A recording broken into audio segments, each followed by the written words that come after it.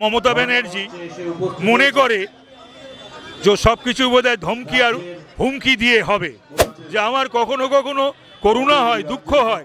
এই ঘটনা ইচ্ছা করে ঘটিয়েছে বলে জানায়নি, দুর্ভাগ্যজনক হলে এটা দাঁড়িয়েছে। তার জন্য একজন পুলিশ অফিসার জীবনের এত বড় ক্ষতি হয়ে গেল, আমি কি করতে পারি? দেখুন, একটা কথা বলি, মুখ্যমন্ত্রী বা মমতা ব্যানার্জি মনে করে যে সব কিছু বোধহয় ধমকি আর হুমকি দিয়ে হবে, লেলিয়েও দিচ্ছেন ওনার দুষ্কৃতীদের, গুন্ডাদের বা দুর্বৃত্তদের ফোঁস করতে বলছেন, যা পারো করো বলছেন। এবং এটাই যেন হয় বাংলার বুকে, তারপরটা যেন তিনি সামাল নেন। ডাক্তাররা তো আজকে বলে দিয়েছেন যে তার এই হুমকিকে পরোয়াও করছে না, তার এই ধমককে ধারও ধারছে না। প্রয়োজনে ডাক্তাররা বলে দিয়েছেন যে তারা মাস রেজিগনেশন করবেন। বিধায়ক এবং নদিয়া দক্ষিণ সাংগঠনিক জেলার সভাপতি শ্রী পার্থসারথী চট্টোপাধ্যায় সেটা নিয়ে প্রধান ঘোষ মন্তব্য করছেন, টলিগঞ্জের যারা কলা কুশলীদের জন্য তিনি হতাশা প্রকাশ করছেন, তারা কেন এই মুভিটা রিলিজ করতে দিলেন তা নিয়ে প্রতিবাদ কেন করলেন কুণাল ঘোষ মন্তব্য। কুণাল এরকম প্রতিদিনই বহু কিছুই মন্তব্য করে, জেনে না জেনে, বুঝে না জেনে।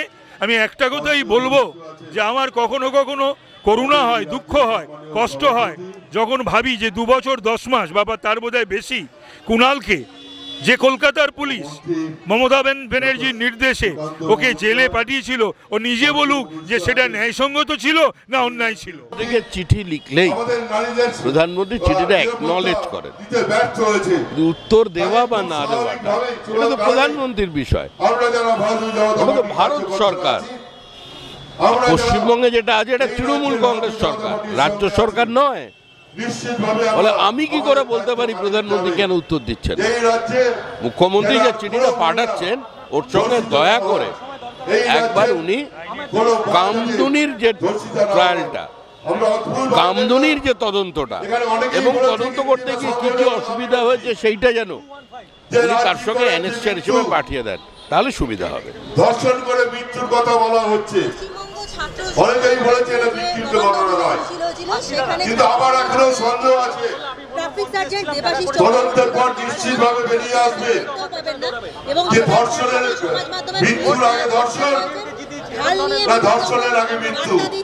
এটা একটা অত্যন্ত গুরুত্বপূর্ণ বিষয়। এই ঘটনা মর্মান্তিক, দুর্ভাগ্যজনক, অনুভূত।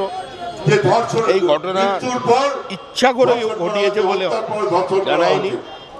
পশ্চিমবঙ্গের রাজনীতি একটা প্যাটার্ন তৈরি হয়ে গেছে, প্রয়োজনের অতিরিক্ত ব্যারিকেড তৈরি, unnecessary unprovoked tear gas shelling, water cannon ব্যবহার করা। এর জন্য উল্টো দিকে যারা থাকে তারাও ইট পাথর ছুটতে থাকে, হয় এটাই চলছে পশ্চিমবঙ্গে। দুর্ভাগ্যজনক হলে এটা দাঁড়িয়েছে। তার জন্য একজন পুলিশ অফিসার জীবনের এত বড় ক্ষতি হয়ে গেল, আমি কি করতে পারি? আন্দোলন তো আমাদের আন্দোলন ছিল না। আমি তার পরিবারের প্রতি সমবেদনা জানাতে পারি, ঈশ্বরের কাছে প্রার্থনা করতে পারি যে তার দৃষ্টিশক্তি ফিরে আসুক এবং অতীতে কোনো পুলিশ অফিসার যাতে আহত না হয় সে ব্যাপারে আন্দোলনকারীরা যারা করেন তারা লক্ষ্য রাখবেন। আপনার সঙ্গে সাথ দেবে, এই কথাগুলি বলে সকলকে আমার আন্তরিক অভিনন্দন, ধন্যবাদ জানিয়ে আজকের এই ধর্মমঞ্চ গতকাল থেকে শুরু হয়েছে। সাধারণ মানুষও বিরক্ত, আমিও বিরক্ত। 5 দিন ধরে চলবে। আমার কাছে কোনো টিয়া পাখির খাঁচা নেই, আমি জ্যোতিষ চর্চা করি না। কবে ও গ্রেপ্তার হবে বা গ্রেপ্তার হবে না সেটা আমি বলতে পারবো না, কারণ ইডি, সিবিআই এটা এখন টেস্ট প্যারেড নয়, এটা সিআইডি আমাদের কথায় পরিচালিত হয় না।